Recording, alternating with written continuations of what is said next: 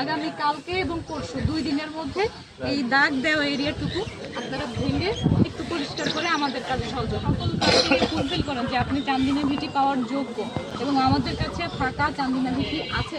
এরকম যদি হয় আপনাদের যারা যারা ক্ষতিগ্রস্ত হয়েছে অগ্রাধিকার বিবেচনা করে তাদের নামে সুপারিশ করা হবে। ঠিক আছে, বুঝতে পেরেছেন? এখন আপনারা 3 জনের অবকাঠামো পড়েছে। আগামী কালকে এবং পরশু 2 দিনের মধ্যে এই দাগ দেওয়া এরিয়াটুকু আপনারা ভেঙে একটু পরিষ্কার করে আমাদের কাছে সহযোগিতা আমাদের কাছে সহযোগিতা করলে আপনারা নিজেরাই উপকৃত হবেন, আপনাদের গ্রামের মানুষই উপকৃত হবে। বুঝতে পেরেছেন? আর কি কারোর কিছু বলার আছে? আমি কিন্তু সুস্পষ্টভাবে সব কথা বলে দিয়েছি। আমি তো সেটাই বললাম যে এটাতে তো এখন যখন ভেঙে দিব এটা তো আপনারা ডিসিআর থাকবে না, নতুন ডিসিআর পাওয়ার জন্য আবেদন করবেন। যদি ফাঁকা থাকে যে আমাদের ডিসিআর ফাঁকা আছে এবং আপনি চান্দিনা ভিটি পাওয়ার মতো যোগ্য, আপনার আইনগত কোনো সমস্যা নাই, তাহলে আপনাকে অবশ্যই সেটা দেওয়ার জন্য আমরা সুপারিশ করব।